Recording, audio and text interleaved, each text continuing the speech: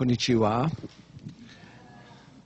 It's a great pleasure to be here. I visited Kyoto many times since the first time I was here was in 1988.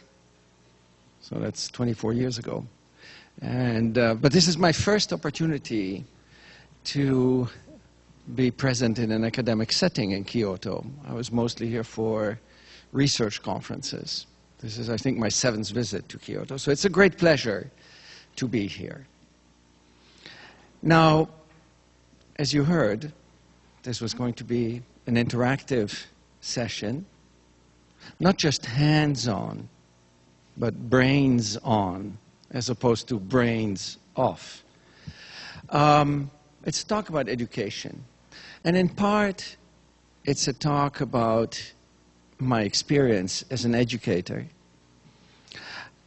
I started teaching at Harvard about 27 years ago in 1984. And when I started teaching at Harvard, I never asked myself the question, how am I going to teach? Strange, right? Because when you do something new, the first thing you should ask yourself is, how am I going to do it? But to me, it was completely clear what I was going to do. I was going to do to my students what my professors had done to me. And I learned physics in a classroom not very different from this room here, by listening to a professor standing in front of the classroom. So I began doing the same thing. And very quickly, I received signs that what I was doing was the right thing to do. What are the ways that we typically evaluate teaching? I don't know exactly about Japan because, as I told you, apart from some visits to university in the Tokyo area, this is my first visit to university in the Kyoto area. But in the US, we typically evaluate teaching by asking the students to rate the professor at the end of the semester on a usually anonymous evaluation. Do you do the same thing here? Yes, I see several people shake yes. Now, usually, well, first of all, I should tell you that when I became an assistant professor, I was asked to teach the course that none of my colleagues wanted to teach. Physics for pre-medical students. These were not students who wanted to learn physics. They hated physics even before coming into the classroom. And most of my colleagues, at the end of the semester, would come close to committing suicide because the ratings from the students were not very friendly. But not for me. I got very high evaluations. We evaluate on a 5-point scale. And I would get 4.5, 4.8 on a 5-point scale. So clearly the students liked what I was doing. So that's one way of evaluating the quality of teaching. The other is to look how students are doing on examinations. And even though I taught physics for pre-medical students, not physicists, but pre-medical students, I gave my students problems that I wasn't sure I could solve on an exam. But by and large, my students did well. So they liked me as an instructor. They did well on what I thought were difficult problems. Clearly, I was doing the right thing. Now, in retrospect, there were always some negative signs. I don't know if you have the same here in Japan, but in the US, at the bottom of the questionnaire, you can write comments. And even though most students would give me high ratings, some students would write at the bottom of the questionnaire, physics is boring, or physics sucks. I could not understand that. I mean, what is more interesting than understanding how the world around us works? So I didn't understand why students said that, and I ignored it. the same thing happens when I go to a party and people ask me what I do for a living. And if I tell them I'm a physicist, the reaction invariably is, oh, physics? I had such a hard time with physics in high school or in college. Recently, I was at my dentist, and I couldn't even speak back, because I had the thing in my mouth, and he said, oh, you're a physicist. I got an A, which I think is your 5, right? I got an A for physics in college, but I really didn't understand anything. I always get very embarrassed when people make these remarks, but I couldn't understand. Now I think I know why, but I could never understand why. So I just ignored these negative signs, and instead I focused on the positive signs, the high evaluation, my students' performance. And for many, many years, that illusion, because it was an illusion, of being a good teacher continued. And I kept lecturing, and the students did well on my exams, and they gave me high evaluations, and everybody was happy. But then later, we'll get to that in a second, I discovered that it was just a house of cards, a complete illusion. Now, this talk really is not about physics. You already heard Professor Yoshi say that. It's a talk about education. I will have a few examples from physics because I'm a physicist and I'll have to put it into some context, but really what I'm telling you has nothing to do with physics. And in fact, my approach to teaching has been applied from the humanities to philosophy to ethics to, French drama to different sciences. So it's not specific to physics. Now, you all have one of these little clicker devices, and there's always a danger starting a talk on education with technology. Because a lot of people think, ooh, technology, the magic bullet, the solution to all problems in education.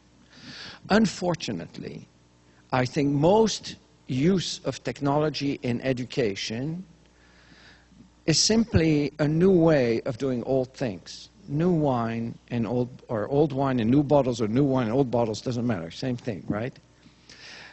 I think the only good ways of using technology is if they allow you to do something that you could not do before. Well, I want to start this talk by a little exercise. And in that exercise, I want you to think about your own education. And we're going to use these clickers not in a pedagogical manner. We're just going to use them initially as a tool for me to get your responses. So here's what I would like you to do. I would like everybody to take a little piece of paper, and on that little piece of paper, I would like you, before we do that, hang on, wait a minute. Before we do that, let me explain to you how the clickers work. Oops, pardon me. You should have one of these in your hands. If you don't have one, raise your hand, and then somebody will give one to you. So they don't have an on-off button. They're always on. If you press a button, any of these buttons, you should see the same number appear in that window. Don't press the channel button. We want to keep channel 41, but you can change the channel. If you accidentally press the channel button, this little light will flash. Just wait until it stops flashing. Now, I'm going to ask you a question, and you're going to press a button corresponding to an answer.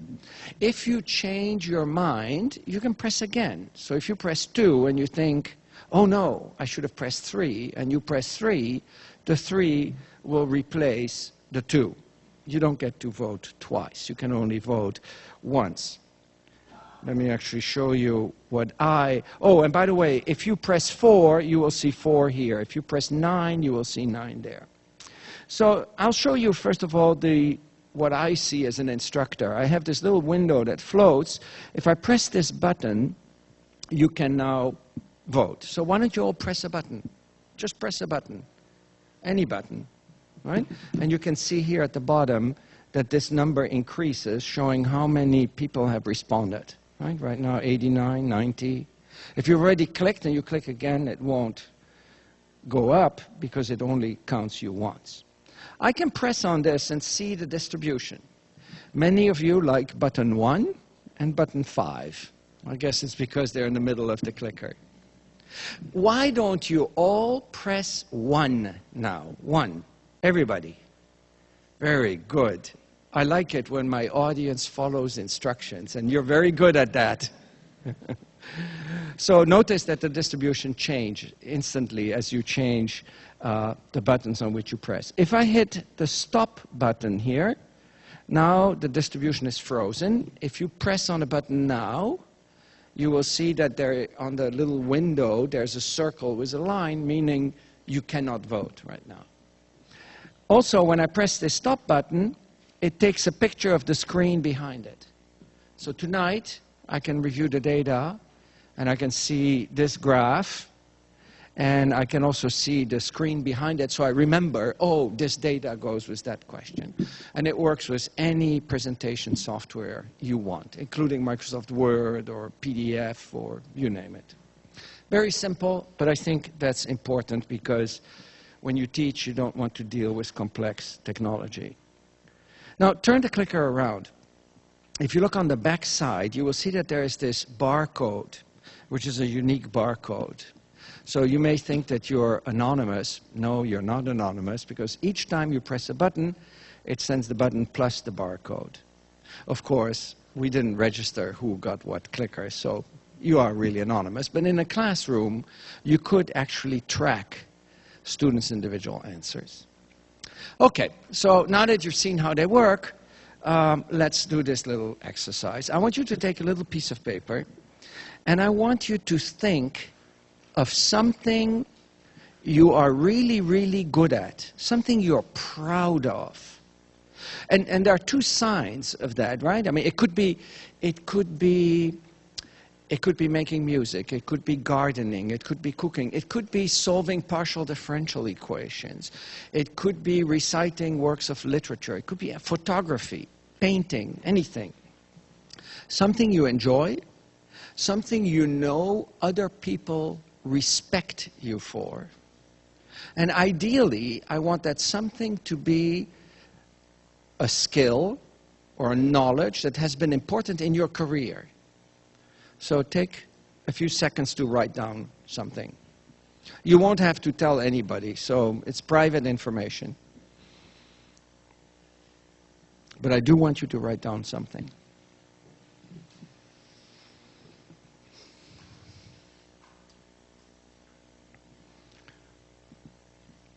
Okay, well, I see that most people are looking up. This should not be too hard. You are all very successful people. So now comes the hard part of the exercise, because now I want you to think how you became good at whatever it is that you wrote down. Where did you learn it? What did you do to become good at whatever it is that you wrote down? Now that's a tough question, because the things that we enjoy doing, we learn almost naturally. And you may have to think deeply where and how you learned it.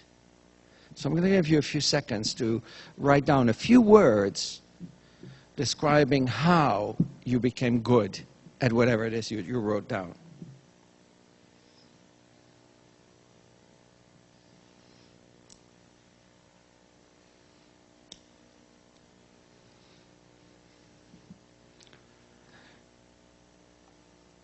Now, I have done this little exercise all over the world.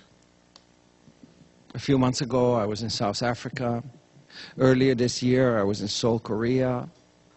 This summer, I was in Beijing, China. I've done it all over South America, North America, Europe. And I've collected the answers to the second question.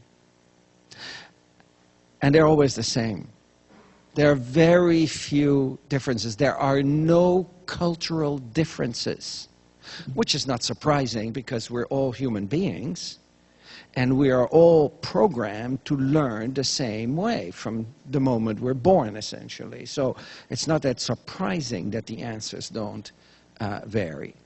So let's see if the Kansai area of Japan is any different from the rest of the world. So I've collected the answers, and they typically fall into the following categories. I learned it, or I became good at it by trial and error, by trying it and learning from my errors. I learned it by listening to lectures. I mean, I'm emphasizing the word listening here, right? Because giving lectures is very different from listening to lectures. I became good at it by practicing. Or another one here, I became good at it by apprenticeship, by doing whatever it is that you wrote down together with somebody who's already a master and learning from the master. And then there are some other categories like friends and family and so on. So I want you to press the button that corresponds most closely to what you wrote down. And if nothing corresponds, then you press 5. So go ahead.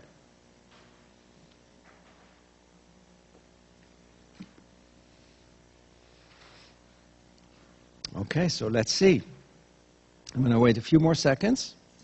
We're almost at 100 here. And let's see what the distribution is. There we go. And indeed, it's no different here from anywhere else in the world. The most popular choice is practice. Typically, the percentage in that column is between 53 and 60-some%. And as you see, you're here 55. We learn by practicing. We learn by doing. By, in the words of Professor Yoshi, being active. Now, that's not why I did this little exercise. Because if you look carefully, there's something else that is interesting about that distribution on the screen there. What is it? And you can say it in Japanese. If you say it in Japanese, then I'll listen to my English translation. But what is the other interesting thing about that distribution? Number 2. Look at that. Only 1%, one person, poor person. Only one person said that he or she learned this skill by listening to lectures. Now, why is that surprising? It's surprising because all over the world, how do we teach? That's how we teach, right? So you've all just said that something that was really important in your life, you learned it not this way, you learned it by practicing, yet all around the world in institutions everywhere, and there's no difference. In fact, this is a picture of me. Here I am, right there, teaching my introductory physics course to pre-medical students a long time ago. This was BC, not before Christ, before computers. You can see there's no laptop here. There's an overhead projector, and I'm projecting it on the board. So we see right at the beginning here already that there's something strange there. We've shown that the way we learn is not in sync with the way we teach. So here's what I would like to do today, and the outline is at the bottom of my screen there. I will first talk a little bit more about education. What is it that we mean when we use the word education? Many of you are educators. I'm an educator. But if you were to ask me to write down a definition of the word education, or if I were to ask you to write down a definition of the word education, I think many of you would find that very difficult. We know what we mean when we use the word, but it's very difficult to actually articulate it, which is strange, right? Because as educators, we should know how to define what we do. So I'll talk a little bit about what we mean by education. Then I'll talk about peer instruction. I developed peer instruction not because I wanted to develop peer instruction. No, I developed it because I discovered, and I'll show you that discovery, I discovered that even though my students gave me high ratings in this setting, and even though my students did well on the exams I gave them, they were not actually learning at a deep level. They were simply memorizing things by rote.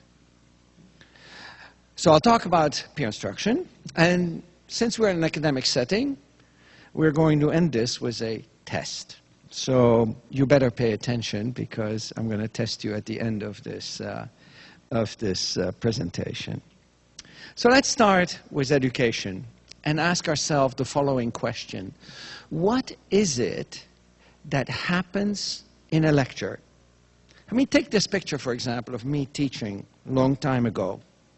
What is it that is actually happening there on the screen? I would like you, and you can do it in Japanese if you want, somebody will translate for me, but I want you to describe the process that is taking place on the screen there. I want you to use a verb. But the two verbs I do not want to hear are teaching and learning. You have to use other verbs to describe what is going on there. So give me a few, just shout it out. Okay? Abstract. Disseminating. Is that what you said? Disseminating what? You must have heard my talk before. You know, normally when I do this in audiences, I get things like writing, talking, demonstrating, sleeping. You know, and there's something interesting about sleeping. I'll talk about sleeping several times, but I recently read a quote by a French writer by the name Albert Camus, who wrote, "Some people talk in their sleep. Lecturers talk while other people are sleeping." I hope you're not sleeping while I talk, but you know, there's some truth to that. But obviously my students are not sleeping. But I think that the gentleman there said the right things. Lectures focus on the dissemination of information. Some people will say dissemination of knowledge, but I don't know exactly what knowledge is, and I don't think you can disseminate knowledge. The only thing you can do is disseminate information. And you know, my students had actually told me that, but I had ignored it. See, when I was asked to teach this course, I didn't ask myself, how am I going to teach it? What do you think was the question that I did ask myself? Put yourself in my position and they tell you, teach introductory physics. What's the first question that comes up in your mind?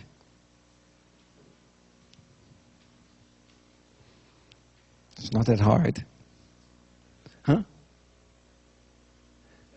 Exactly. What book am I going to? It's not the how, it's not the approach, but what book?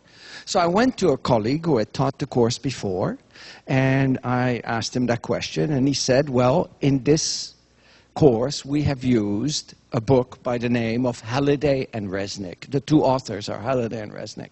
If there are physicists in the audience, they probably know that book because it's been a classic for many, many years. Now, I was educated in Europe, and in Europe, students typically do not buy books for introductory courses. Why buy the book? Why spend the money if the professor is presenting the content of the book to you? So I was at first not expecting that the students would buy books, but then my colleague said, you have to make sure that the bookstore has enough copies of the textbook, because they're all buying the book. So I went to the bookstore near Harvard University, and I made sure that they had 150 copies of that textbook. And as I walked back to my office, I said, wait a minute, if they have the book and I have the same book, then what do I do in the class?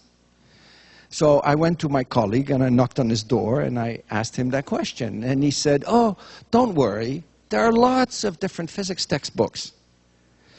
Right? He had a whole shelf full of them. And I started to look, and very quickly I found the perfect book. It was perfect for two reasons. The first reason was it was different in approach than the book that I used, so it was not the same. But that was not the important reason. The important reason was that the book was out of print. The students could no longer get a copy of it. So for every class, I spent 10 hours preparing lecture notes, and in class I would either project the notes, as you see here, or I would write the notes on the blackboard. And because my approach was a little bit different from the book that they had bought, I gave my students a copy of the lecture notes at the end of each class period. Now, why do you think that I hand them out at the end and not at the beginning? Well, I handed them out at the end because I wanted them to pay attention to me. Actually, that's not the reason you didn't get the notes today. You didn't get the notes today because the answers to the question I'm going to ask you are printed in the notes. But in my classroom, I didn't want students to get the information just from the notes. But if you stop to think about it, isn't that already admitting that there is a problem? Why force the students to come and get the information out of my mouth if they could get it from the notes? Anyway, I never thought about that.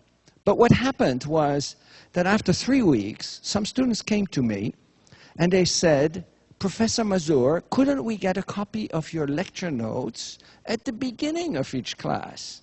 This way we don't have to write down that much. And I had indeed noticed that each time I went A on the blackboard, 150 pens went A in the notebooks of the students. I once heard somebody describe the lecture as a process whereby the lecture notes of the instructor get transferred to the notebooks of the students without passing through the brains of either. And that's precisely what was happening in my class. They were just copying what I was writing, but the place where the information really needed to get didn't get there. So I started handing it out at the beginning of each class period. And the following year, I decided rather than issuing my notes one class at a time, what I'm going to do is before the semester starts, I'm going to take all the notes for the entire semester, send it out for duplication, and on day one, they received, 250 pages of notes for the entire semester. You know what the result was? The unexpected result was that about, 6 to 10 students wrote in their evaluation, Professor Mazur lectures straight from his lecture notes. Hello? I mean, what was I supposed to do? Write another set of lecture notes to lecture from that was different from the lecture notes I gave to them? I was angry. I was mad. But the students had a point. I was lecturing from my lecture notes. I was focusing on the transfer of information. So that yields, that means we could ask the question, given that classes all over the world are like this, we could ask the question, is that what education is? Is education simply the transfer of information? I hadn't thought about it, but let's do it. Let's do a little poll. If you believe, so use your clickers, if you believe that education is only the transfer of information, you press 1. If you think education is more than just the transfer of information, you press 2. So go ahead. 1, education is just the transfer of information. 2, education is more than just the transfer of information. Okay, let's see what we have here. And as again, that 1%, you see that? I think we most agree that education is more. I'm worried about that 1% because I'm worried that that person is going to lose his or her job. Because let's imagine for a moment, let's imagine that education is just the transfer of information, right? Let's imagine that. What would be the logical thing to do? What should we do then? And I need some feedback from the audience, okay? I've only heard from 1 or 2 people here. So let's hear from this side now. If education is, and you can say it in Japanese, and Professor Yoshi or somebody else will translate it for me. So you can say it in Japanese, it's fine. But what would be the logical thing to do if education was just a transfer of information? Have students read the textbook, exactly. Or in this internet age, what could we do?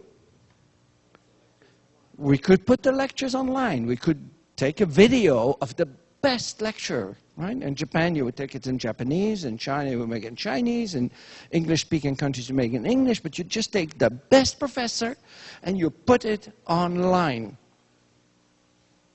What would we lose by doing that? What is it that we would lose by doing that? Would we lose anything? Well, waiting to hear something here. What will we lose? Interaction. I hear several people now say interaction. But how much interaction is there in a real lecture? I mean, look at the interaction right here now. I'm working really, really hard to try to pull information out of you. It's not easy, let me tell you. It'll work better towards the end when you warm up. But it's hard. There is no interaction. Most students do not want to interact. When I was lecturing like that, I would stop and I would say, does anybody have a question? Anybody has a question? And you know how students are. They look down, right? They don't want to make eye contact, right? There's no interaction at all, or hardly. And if you wait very long, it's always the same person in the front row who asks questions. Most students do not want to interact. So by putting it online, you do not lose much. But you would gain a lot. Because online, you can do things that you cannot do in the real world. Have you ever had a student in your class raise his hand and say, Professor, could you please be quiet for 5 minutes? I need to think. I've never had that in my class, right? Or a student who raises his hand and said, Professor, could you please repeat the last 10 minutes? I need to hear it again. Right? Online, you can do that, right? You can put pause and think, or you can go back and listen to it again. Or you can stop and call a friend and say, hey, do you understand what Professor Mazur says at 8 minutes and 21 seconds? Right? So you would gain all of those benefits from putting it online. So if education, as this one person said, is just the transfer of information, I am afraid that we will all lose our jobs. Because very quickly everything will be online. However, the good news is that 99%, including me, believes that there is more. There's more to education than just the transfer of information. So now, to the 99% here, I'm asking, what is it? What is it that is needed in addition to the transfer of information? And again, you can say it in Japanese and somebody will translate it for me. What else is education in addition to the transfer of information? Well, 99% said there's more, so I need to hear from you. What is it? Yes?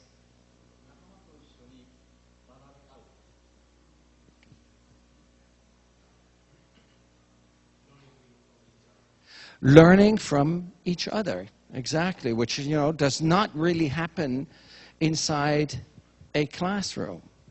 As a learner, you need to do something from that information, with that information. It's not just taking the information from the instructor, putting it into your head. No. You need to make sense of that information. Connect it to your experiences, to what you already know. Build mental models. Have the aha moment, right? So much education is simply instructors presenting information to students, and then you wait 1 or 2 months, and on the exam, the student gives the information back to the instructor. But that's not really what education is. A lot of my education, even in Europe, where I was educated, very much followed that model. The professor gave me information on the exam, I had to give the information back. The way I learned history, for example, a collection of facts. In what year did the Dutch defeat the British just outside London? I don't know, I've forgotten, I'm sorry. I can probably Google it, but I've forgotten. But I memorized it long enough to pass the exam and be admitted to the university. Did I learn something that is useful? No. Could I have learned something that was useful? Yes, absolutely. I could have learned why this historical fact happened. What were the circumstances that made it possible for the Dutch to defeat the British on their own territory just outside London? I don't know, because I never learned. I only learned the date. Not that long ago, I was at the University of Connecticut, which is just south of Boston. I gave a talk in the physics department on education.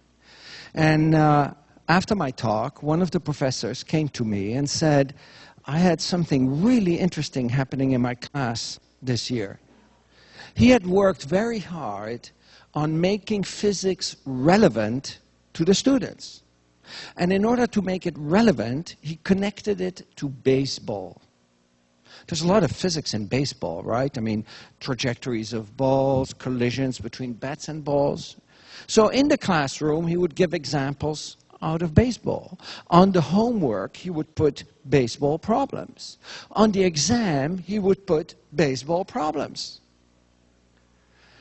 At the end of the term, he was writing the final exam. And as he was writing the final exam, he realized he had run out of baseball problems. So he put some football problems on it. Professor, complained the students, we've never done any football problems. I'm sure you recognize some of your own students or maybe some of your own experiences, right? I think that if you're unable to transfer what you've learned from one context to another, you have not really learned. And unfortunately, that holds true for many students. For example, let me show you some of the results that I obtained in my class when I was still teaching a very traditional class following the lecture model. And I'm going to show you some data that I obtained with a test called the FCI, or Force Concept Inventory. I know this is not a talk about physics, but I'm going to give you a little bit. I have to show you my own data here because that's the only data I have from my own classroom. But let me tell you a little bit about physics instruction. In a typical physics course, in week 1, you describe motion. In week 2, you introduce the concept of force, which is described by Newton's laws. And then week 3, 4, 5, 6, and so on, build on top of that concept of force. Force is like a basic building block of physics. If you do not understand force, it's very difficult to understand anything in physics. Well, in 1990, I read about this FCI. It was published in a magazine of the American Association of Physics Teachers. And the person who developed this force concept inventory, which is a multiple choice quiz if you want, said that there's very little difference between how the students do on the FCI before they take physics compared to after they take physics. In other words, they learn almost nothing. I read that and I thought, it can't be true, right? But then he showed a table how this applied to teachers who had gotten high and low evaluations at the end of the semester. He had given it to students, to students of teachers who had won teaching awards. Do you have teaching awards here in Japan? Do you give teaching awards? Yeah, based on student evaluations. Yeah, okay, so same thing in the US. So he looked at the pre-test data. Pre-test means at the beginning of the term, and post-test at the end of the term for the award-winning teachers. And then he looked at the same difference for the dullest, driest, most boring teachers you can imagine. And you know what? There's no difference. The award-winning teacher does not have more learning gains or does not cause more learning gains in the students than the dull, dry, boring teacher. I saw this and I thought, no way, not my students, not Harvard students. Right? I mean, we are very selective institutions, so I thought my students, in fact, most of the students who come to Harvard already have had at least 2 years of physics. So I already assumed that they understood forces before they started. But I'm a scientist, so when you're a scientist, you learn one thing, namely not just to make statements. So I thought I'm going to show that my students at Harvard are different. And one day, I came to my class and I said to my students, look, I'm going to give you a quiz. I didn't want to call it a test. You know, pre-medical students, if you use the word test, they panic. So I said, I'm going to give you a quiz, and you don't have to worry about this at all. It's not going to affect your final grade in any way. I'm just using it to test the effectiveness of my own teaching. When I said that, I realized I'd just taken away all incentive for them to take it. You know how students are. If you tell them it's not going to affect your final grade, they won't even show up, right? I don't know how it is in Japan, but that's certainly true in the United States. So I thought, I better make sure that my students actually take this quiz seriously. So I said, look, next week we have an exam. If you take this quiz seriously, it will help you prepare yourself for the exam. As soon as I said that, I realized I told them a huge lie, because the exam dealt with much more complicated things than the FCI, which was just the concept of force. So I was worried that my students would be offended by the simplicity of this test. I was wrong there, because as soon as they started, one student raised her hand and she said, Professor Mazur, how should I answer these questions? According to what you taught me, or according to the way I usually think about these things? I remember standing there thinking, I don't know how to answer that question. And by the time they had finished the FCI, it was clear that I had a big problem. So what you see here is a histogram showing the results. On the horizontal is the score. As you can see, some students got 29 out of 29. According to Hestenes, anybody who scores below 23, which is about 70% of my class, has not understood the concept of force, is still partially a so-called Aristotelian thinker. If you take a gorilla and put the gorilla behind the keyboard pressing, random keys, you get about this. As you see, I have some gorillas in my class, right? Now, I've used this FCI now for more than 20 years in my class, and, unfortunately, this is only the post-test after I teach. Let's compare to how it is at the beginning. I didn't do it in 1990, but in the next 3 or 4 years, this was the pre-test. So now compare the pre-test at the beginning of the class, blue, to the post-test at the end of the class, red, and you can see there's not much difference, right? There's not much difference, and this is the most basic thing. So let's compare that to some other universities. What I'm going to do is I'm going to take the blue distribution, and take the average and put that on the horizontal axis, which is 70%. Then I'm going to take the red distribution, take the average, and take the difference between the two, 78% minus 70, so the change caused by my teaching is just 8%. That's it. That's all. If you start at 70, you can go to 100, right? So 30. So you see that my students, instead of gaining 30, only gained 8. The reason I'm showing it this way is because this allows me to compare to many other universities. Here you see some 2-year schools and large state universities and one private university. And you can see that everywhere these data points are far from that line. So no matter what the level of the students, and this has been done in China, I mean, it's the same, and there's no cultural differences there either. If you lecture, you gain only a quarter, 1/4, right? And 1/4 here of the maximum possible gain. Well, when I thought that, I thought, how can this be? Maybe, Eric, you're not such a good teacher? But that could obviously not be true, right? I mean, I just knew that could not be true. So what other possibility of explaining this poor result?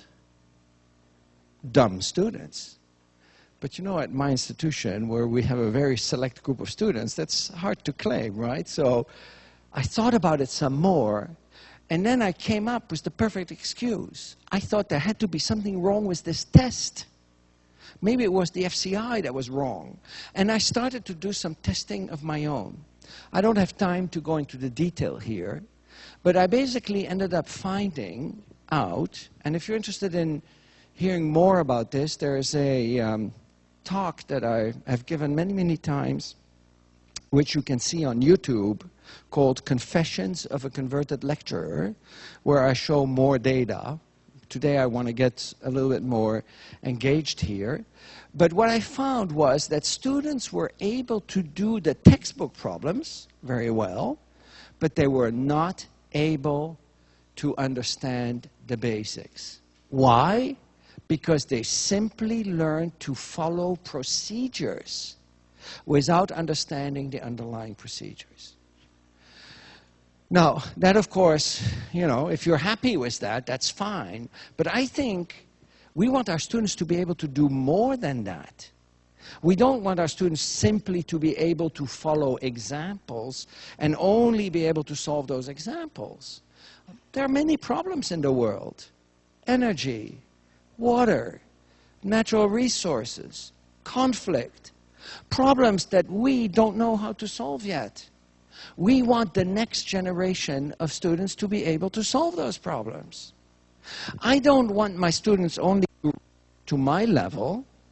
I want my students to stand on my shoulders and reach higher. Right? We want the next generation to build on what this generation is able to do. So simply teaching our students what we can do is not good enough. We have to go beyond that. So the point I really want to make here is that it's not just the transfer of the information, but it's the assimilation of the information, and that was not happening in my class. So think about your own education.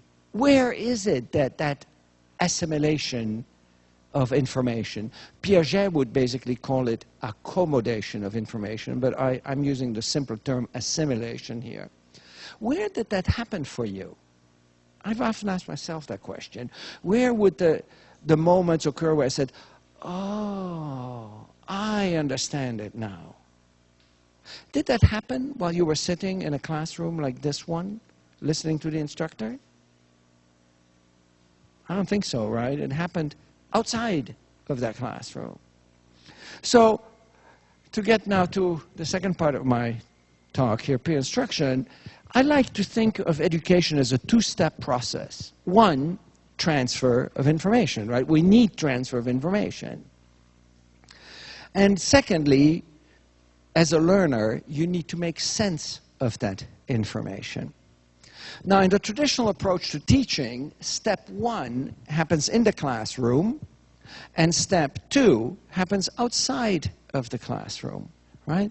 I remember, after class going over my notes and thinking, why did this professor do this, right? And then think, and then, oh yeah, that's why. Right? It happened in isolation, or sometimes I would consult another students. If you ask yourself, which of those 2 steps is the easy one, I think we would all agree the transfer of information is the easy one. The hard part is making sense of that information. So it's kind of strange that in education we mostly focus on one and leave the much harder step 2 to the students on their own. So what I decided to do, after discovering how little my students at Harvard were actually learning, was to switch this around. Instead of doing the transfer of information in class and leaving the hard part to my students, I was going to ask the students to do the transfer of information out of class before coming to my class, and then in class I helped them assimilate that information, make sense of that information.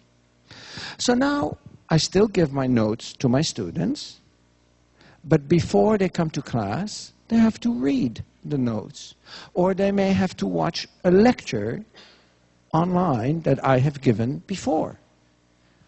Why give the same lecture year after year after year after year? Why not tape it and then have the students watch it?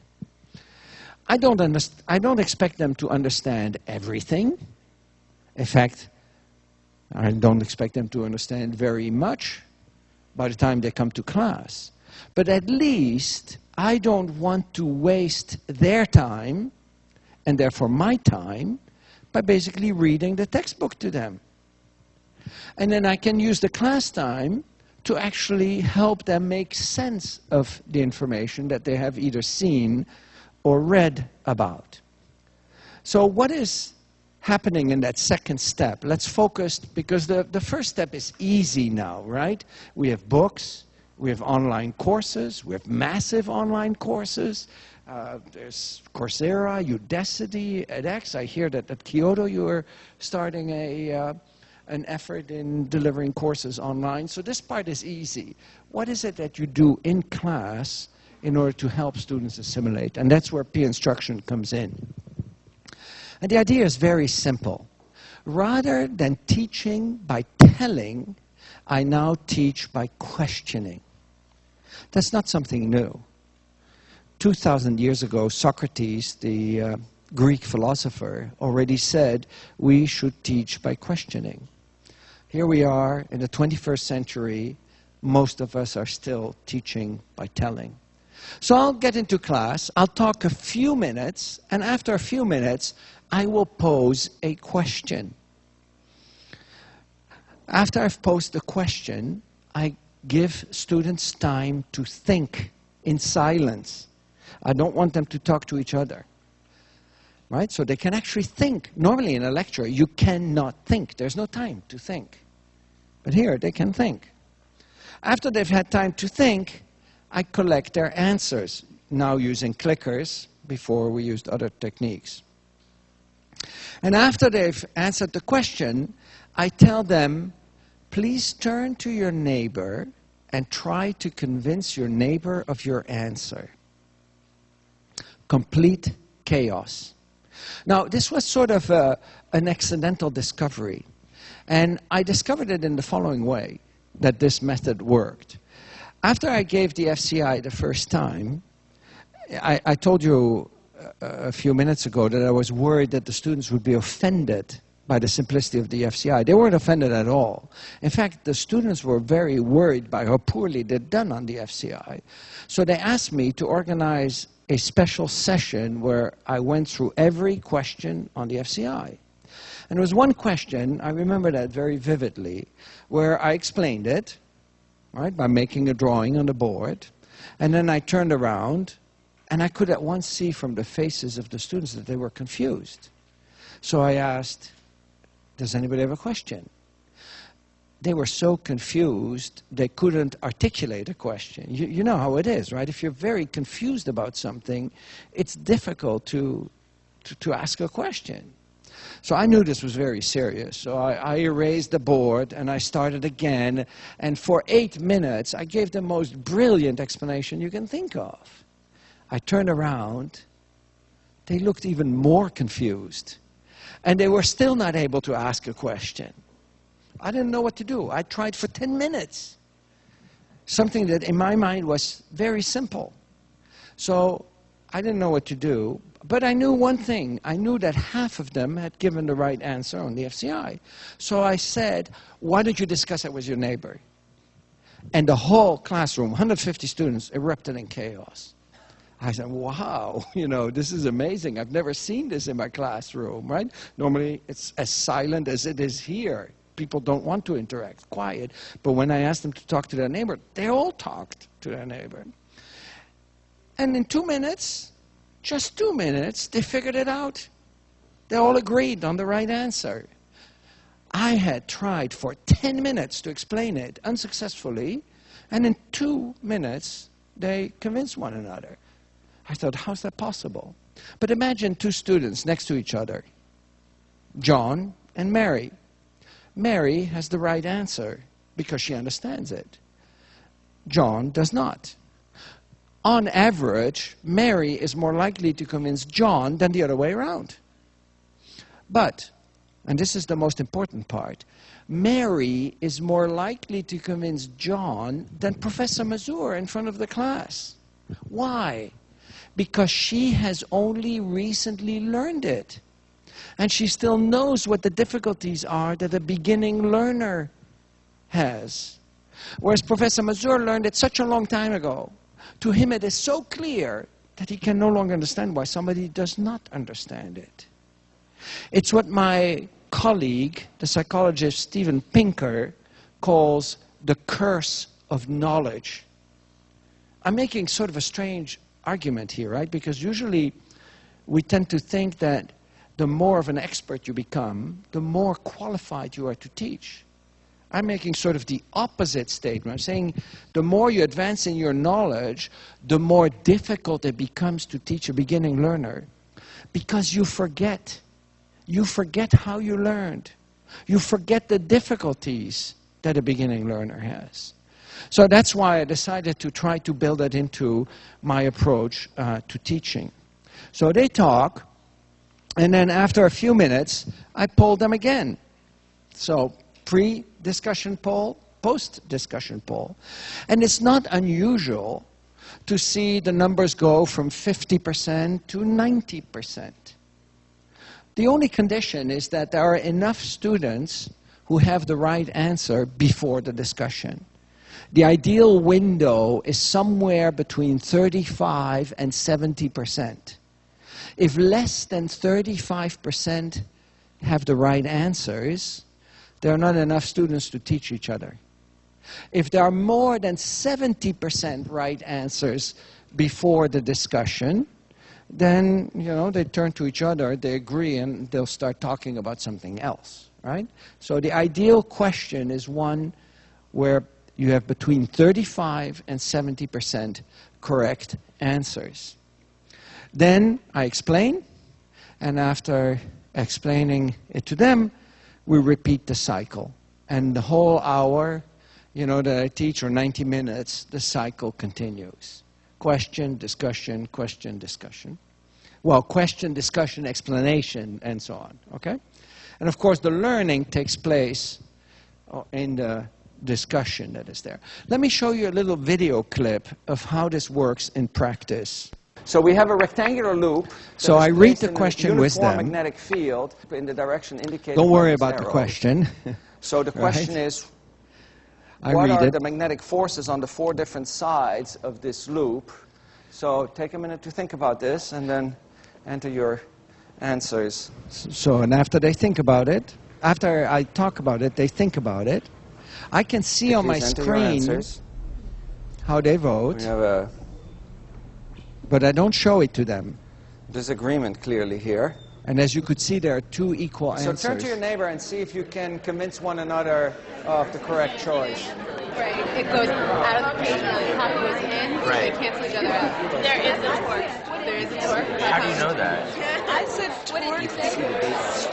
But how could it be a torque? Oh, so it was right there. So I was Did you see the aha moment there? Ah, Initially, we right? had sort of an even split,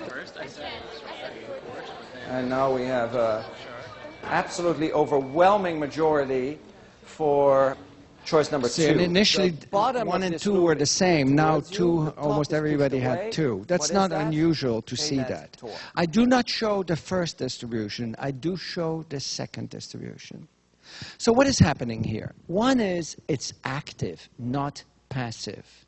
It is impossible to sleep through my classes because every few minutes your neighbor will start talking to you. Okay? It's just impossible to sleep.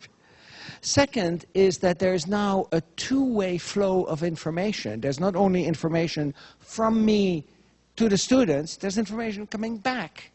If they do not understand something, I see it immediately. I don't have to wait till the midterm examination or the final examination. I discover it right away, and I can still do something about it. What's more, the students have an opportunity to continuously assess their own knowledge without being afraid of getting it wrong. Right? Because if they get it wrong, there's no consequences to it. And if, after the second answer, you are in the small percentage who still has the wrong answer, at least you have a little warning there. I should look at this. So, how good is this? What happens? Well, before I show you the data, why don't we just try it so that you can try it out yourself and feel what it is to be a student in such a class. Do you want to try it out? Yeah? Okay, good. Did you all read that little handout that I asked Professor Yoshi to distribute about thermal expansion? There's a 1 page, 2 paragraphs. No? I'm just kidding. I'm just kidding. I'm just making a joke here. But you know what that means. Because you did not prepare yourself, I will have to lecture you. Okay?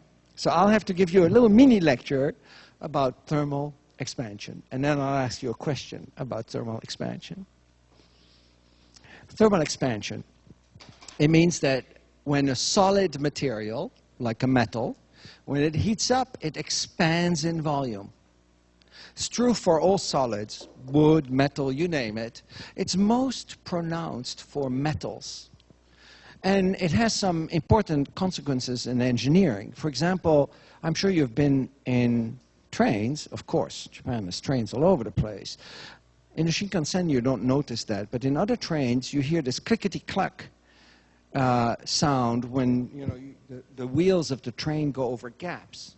The reason there are these gaps is so that the rails can expand when they get hotter. This is a railroad in India where they forgot to put gaps, and you see what happens. The rail expands and then it buckles. And that's pretty bad because trains derail then. Steel beam buildings. I don't think this is a steam beam building, but there are many tall buildings that are built with steel beams, pardon me. You need to take the expansion into account. Now, the reason materials expand is that they're made of atoms. I'm showing 9 atoms here. And in particular for metals, when the material heats up, the distance between the atoms increases. So this is a cold metal, and that's a hot metal. Right? Cold, hot. I heard in a taxi the other day that you say hoto, but maybe that's just a Japanese translation of an English word. Okay, so cold, here, hot. Right? The reason is that atoms don't sit still. They move. Right? So if you were atoms, you wouldn't sit like this. You would actually shake, right? And the amplitude of the shaking is what we call temperature. So this is a hot atom, and this is a cold atom. Hot, cold. Now, if you vibrate more, you need more space, right? So as they vibrate more, they push each other apart. That's all you need to know. Cold, hot. Not only those 9, All of them. Absolutely all of them. Okay? Good. Questions, anybody? No questions? Cold? Hot? Now, look, I mean, one thing I could do is I could make this dark, and I could ask you the question, when metals get hotter, they expand because the atoms, A, get closer together, B, stay the same distance, D, get, go further apart. But that would not be interesting, right? Because then I'm giving you information, you're giving me the same information back. I'm going to see if you can take this model and apply it to a new context. So you better ask me questions before I ask you questions. No? Nobody? No, it's completely, I knew I was a really good lecturer, so maybe cold, hot. No? Ready for the question? Last chance to ask me a question. Last chance. Otherwise, I'm going to ask. Raise your hand. Don't be afraid. Huh? Okay. I warned you. So here comes my question. And don't talk to each other. So here are the instructions. What I want you to do, I'm going to hide this for a moment. What I want you to do is I want you to think about the question. Think about this model of the atoms getting further away. Then answer the question in silence, no talking to your neighbor. After I tell you, I want you to talk to a neighbor. If you turn to one neighbor and you have the same answer as that neighbor, you say, thank you very much, and you turn to another neighbor. Do not talk to somebody who has the same answer. Find somebody with a different answer. Maybe you'll get to meet somebody new in here, which is, kind of fun. If you find somebody with a different answer, you try to convince that person that you are right and he or she is wrong. And then once you've convinced this person, the game continues to try to find somebody else, okay? But just don't talk to somebody who has the same answer. So consider a rectangular metal plate with a circular hole in it. When the plate is uniformly heated, what happens to the diameter of that hole? Does it increase? Does it decrease? Or does it stay the same? Take a minute to think about this and think about the reasons, and then select 1, 2, or 3. Okay, so I'm going to give you 30 more seconds. And if you've already voted, think in your mind, how am I going to convince the person next to me? 15 more seconds.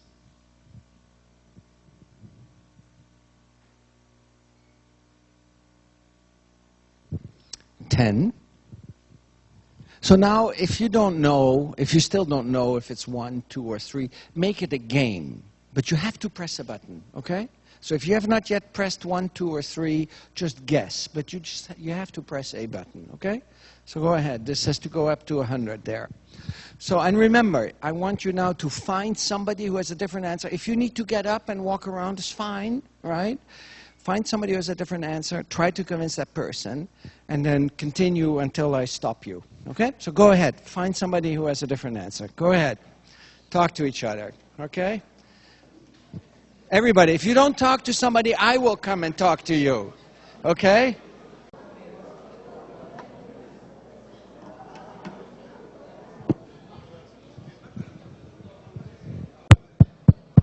Now look at this. I mean, you should see it from here. Hello? I mean, look, I can't even get control back. Hello? I don't know what hello in Japanese is. Look at them there and there, right? Everybody is there, smaller, there.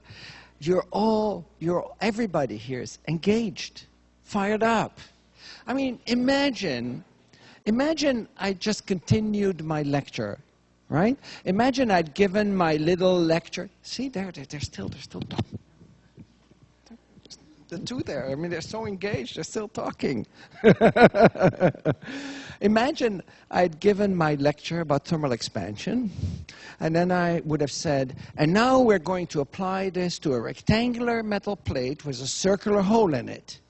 If you take a rectangular metal plate with a circular hole, and you heat it up uniformly, the plate will expand, and the diameter of the hole will... I'm going to keep you in suspense a little bit longer. The answer actually doesn't matter. The point I wanted to make, because I'm not here to teach you physics, probably you're all thinking right now about this plate. You want to know the answer of this plate. If I had just given the lecture, you would have just written it down and not be engaged like this. You wouldn't have cared about whether the hole got smaller or bigger, right? But now you're dying to know the answer. If I were to say goodbye and leave, you would come running after me saying, what's the answer? What's the answer? Right? So why don't you answer it again? So I want you to vote again, second time. I want you to indicate what you now believe to be the correct answer. So if you had 2 and you have not changed your mind, you press 2 again. But if you change your mind, you press whatever you now believe to be the correct answer. So please enter 1, 2, or 3. What you believe after the discussion with your neighbor. Okay, so I'm going to keep you in suspense a little bit longer. Okay, because again, this is not about physics. So I want to analyze a little bit what happened here before I tell you the answer. Right? Well, what did you do exactly? The first thing you did is you thought about this question, and then you made a commitment. I had you express your answer. You pushed a button, right? And after pushing that button and making the commitment, you had to externalize your answer. You went to a neighbor and you said, I chose answer 2 or 1 or 3, right? And the thing that happened was that in the discussion, your discussion moved from the answer, which could be conceived as a fact, to the reasoning. It was not the hole gets bigger or smaller or stays the same. No, it was, I think that the hole gets smaller because blah, blah, blah, right? Some kind of an answer. You had a deeper discussion than just the answer. But the most important part, perhaps, is that you became emotionally invested in the learning process. You are dying to know what the answer is. Even though, let's face it, it's not very interesting whether a hole gets bigger or smaller, right? It makes it so much more engaging and interesting. Now, unfortunately, I have some bad news for you. I thought I gave a very clear lecture. And you thought I gave a clear lecture too, apparently, because nobody asked a question. Only 28% got it right. Only 28%. So that means out of every 4 people, only 1 had the right answer. I told you, you need a minimum of 35% for the method to work. This question was a little... I am very, very curious because with 28, you know, there are very few people who were able to teach their neighbors. So I'm not sure it will have worked this time. So let's look. I wanted to show you the distribution as it is now.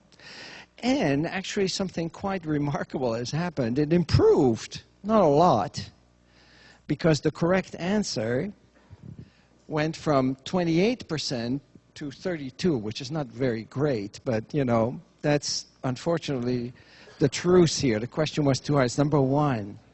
Now look at that. I can see many of you think, bigger, smaller.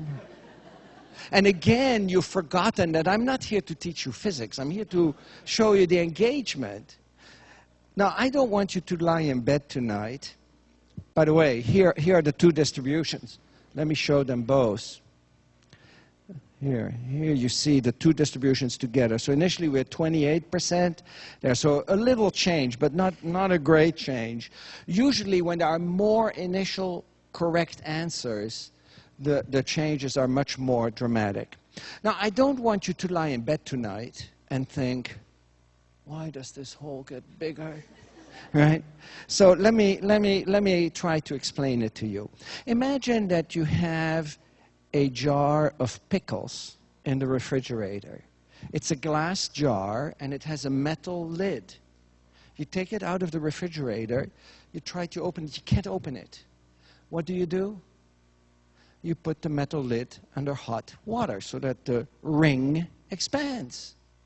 The hole gets bigger. Well, maybe that's not that convincing, right? Because you say it's not a rectangular metal plate, it's just a ring. So, but imagine that we have a rectangular metal plate and no hole in it. There's no hole. It's just a rectangular metal plate. We take out a pen and we draw a circle on the plate. And now we heat up this plate and the plate expands. What happens to the circle? Everything gets bigger, so the circle has to get bigger too, right? You say, well, that's not fair, because if there was a hole, then the metal would expand into the hole.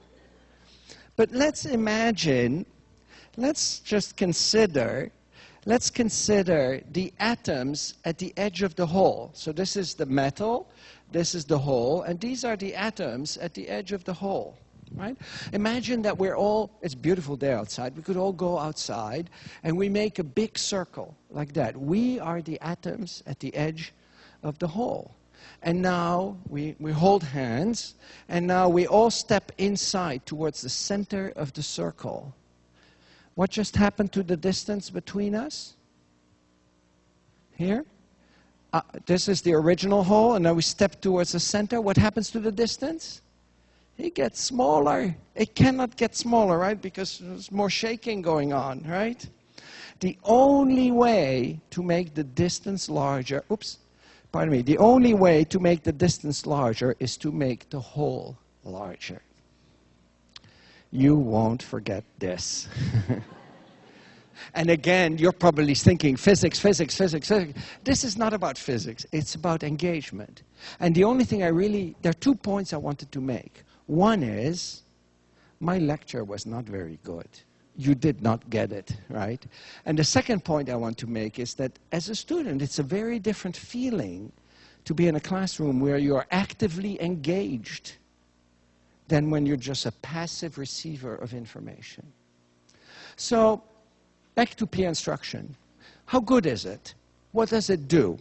Well, let's first look at the FCI again. 1991 was the first year that I used peer instruction in my classroom. First year. Right? Here's the pretest. Some gorillas, some really good students, okay, at the beginning of the course. At the end of the course, no more gorillas. Yes, there are still some students who don't understand Newtonian mechanics, but it's much smaller percentage than before. And now, if you put the two distributions together, you see that there is quite a change between the two. Instead of a 8% gain, we have a 16% gain. This was 1991, the first year. Later on, the data point went up further because I asked better questions. The questions that I just asked you about the hole in the plate would not have been a really good question because it would be too hard to get good discussion going. And I think this point there, which was obtained by 2 of my colleagues, not by myself, is actually as close as you can get to a perfect score as possible. What about other institutions? Here are data points from these institutions. And you can see that all of them have gone up, except for one here. And if you take all of the data, you don't just select the best ones, you see that implementing peer instruction doubles the learning gain in a physics class. But the FCI only tests forces. Physics is much more than forces. What about textbook problems? I knew my colleagues would ask me that question. Yeah, it's good that you do all this thing in class, but what about students' abilities to solve problems. So how do you answer that question? I knew of only one way, and that was to repeat an exam. I had never, ever repeated even a question on an exam. Every year, I had a totally different new exam. 1991 was 7 years after 1985, or 6 years after 1985. I thought, you know, no student will have access to these old exams. But I'd still kept data, so I was able to make this histogram of exam scores out of 100% for my class. You see, some students got very high scores, some did not do that well. The average was about 62%. Now, between 1985 and 1991, my class had grown in size from about 100 students to 250 students. And I was worried that my students' exam performance would actually go down a little bit for two reasons. One is because the class had gotten so much larger, but the other reason was that in class I had not done any problem solving, because I had decided that students don't learn from watching me solve problems. I mean, imagine you're studying to learn to play the piano. Do you learn to play the piano simply by listening to famous piano players playing the piano? Mitsuko Shida or somebody else? No. You have to play the piano to learn to play the piano. Do you train for a marathon by sitting in front of the TV, eating popcorn, looking at DVDs of marathon runners? No. You have to do the running. Do you learn to solve physics problems by watching a Harvard professor solve problems? No, you have to do the problem solving. So in 1991, I decided that my students didn't derive much benefit from watching me solve problems. Yes, we still had homework. They still had to do problem solving for the homework, but not simply by watching me do it. But you know what? In 1991, they actually did better. Statistically significantly better. And we especially help the students at the low end here of the distribution. So what does this mean? This means that better understanding leads to better problem solving. Actually, if you stop to think about it, that makes sense, right? I mean, if you understand the basics better, you become a better problem solver. But and I think this is the most important thing, most important message of my talk. If you just look at good problem-solving performance, that's not an indicator of real understanding. Remember, when I taught a lecture class, my students did very well on the exams, but they didn't understand the basics. They were simply solving problems by following examples. And if you then go from a baseball problem to a football problem, they can't do it anymore. They can only solve it in exactly the context that they've learned it, which means they haven't really learned it, and they certainly will never be able to solve the real problems that humanity faces, because we want them to solve the problem we have not yet solved. So let's go back as a closing thought to the lecture. And ironically, I realize I am giving you a lecture about not lecturing. But I'm very happy you invited me to give a lecture, because when I teach, I don't give lectures anymore, and I miss giving lectures. So you're giving me an opportunity to do some lecturing. So what happens in a lecture? In a lecture, students, or the audience in general, doesn't pay its utmost attention. And you know what? I recently saw some beautiful data out of MIT that showed that this is really true. At the Media Lab in MIT, they developed a sensor that you can wear around your wrist. It's a little sensor. And it measures electrodermal activity. Electrodermal activity is very strongly correlated with brain activity. It's not that strange, right? Because the nerves that run through your arm are connected to your brain.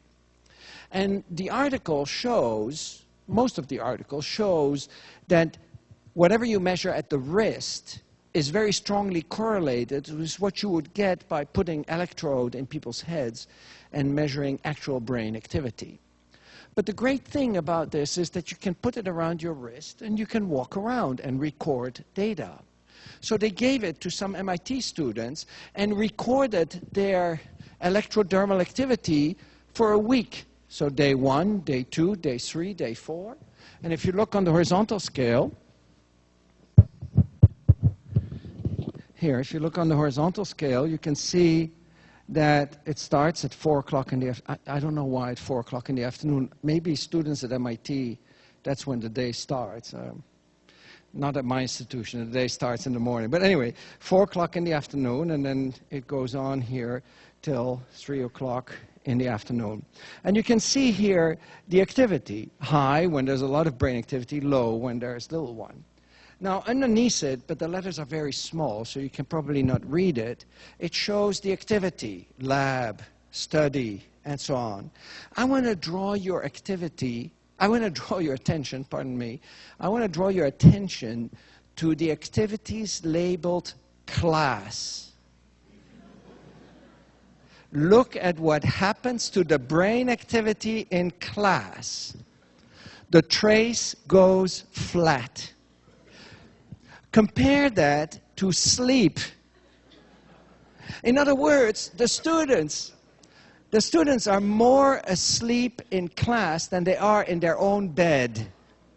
If you're interested in this article, the digital object identifier is here, and you'll get a copy of this after my presentation. There's only one activity, one. Don't try to read the little letters, but think about it. There's only one activity that has the same characteristics as lecture. Think about it. Don't look at the screen. What do you think that is? Ask yourself, in your daily activity, what is it that is similar to watching a lecture? Listening, but listening to what? Other than a lecture.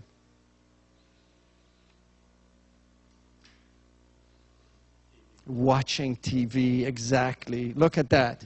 There's TV, there's TV. It's completely flat. And this is something that people knew already a long time ago. Well, a long time ago, 40 years. 40 years ago, people did brain studies of people watching TV. And they noticed that brain activity goes to 0. People become like a vegetable in front of the TV. And the reason is very simple. The mind likes to wonder. You know, you like to dream, to think about things, to think, right?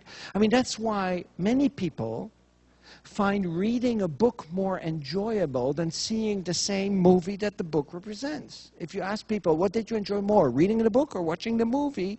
Almost everybody says reading the book. Because when you read the book, you are in control. You are in control. You can stop and think and dream and imagine. When you are in a movie, this information comes at you. There's nothing to think. It just comes at you. In a lecture, it's the same thing. So it's actually not that surprising that the brain goes flat. All we can do is take the information in, maybe writing it down. There's no time to think. On top of that, you walk away thinking you know it. You thought you knew it when I told you about thermal expansion. Only 28% of you knew it, right? The reason is you had not been confronted with your misconceptions. You had had no time to actually think about it. And you know, this happens very often to me. I'm sure that in your departments, you have weekly seminars, or maybe every 2 weeks. I mean, we invite people from Yale, Caltech, Europe, Japan to come and give a talk every week. And sometimes I'll go to a talk and I hear this brilliant talk. And 2 hours later, I'm walking, in the corridor of my building, and a colleague comes to me and says, "Did you go to that colloquium by this person from Yale?" I say, "Yes, I went." "How was it?" "Oh, it was great. It was really good." "Really? What was he saying?" And that's when you all of a sudden realize, it all sounded very good, and I enjoyed it, but I cannot reproduce it, right? So in the end, you know, you walk away with this false sense of security. You think you know it, but actually you don't. And it turns out it's all really an illusion, a house of cards. And in closing, I hope I've convinced you that education is not just about transferring information. We live in an information age. There are so many ways to disseminate information, right? What matters is not just this transfer or getting students to know what we do. We have to actively engage the learner in the learning process. The emphasis should not be on the teaching, it should be on the learning. The learning experience should not be focused on the teacher, it should be focused on the learner. And that also already shows you that this type of space is not ideal, right? Why are you seated like this? So that all the attention is on me, but all the attention really should be on you. And certainly that should be true for our students. Lastly, I also want to emphasize that my talk is not about technology, it's about pedagogy. You can do this without technology. When I started doing peer instruction, there were no clickers, they didn't exist. We could have done exactly the same thing by just putting the hands on the chest. You could have said 1, 2, or 3. I could have said to all of you, put your hand on your chest and indicate what your choice is, 1, 2, or 3, like this. I would have seen it, you would not have seen it because you look at the back of the person in front of you, right? And then I would have asked you to talk to each other, and it would have been just as dynamic and active. So it's not the technology that matters, but the pedagogy.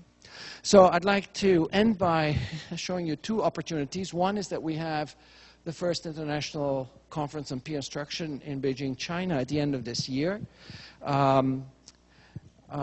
You can write to me if you want more information, or Google it and find the URL. If you're already using peer instruction or interested in it, we have a social network called peerinstruction.net where you can find other people in other fields. And you can find materials on peer instruction and a blog on peer instruction. So for anybody who is either an expert or a beginner, this should probably be the first resource to turn to. Lastly, if you want to download my slides, you'll get a printed copy, but if you want to download it, you can go to my website. You don't have to write it down. First of all, it will be in your notes, but you can just go to Google, enter my last name, and then hit this I'm feeling lucky button, and then you'll have a copy of it. Thank you very much.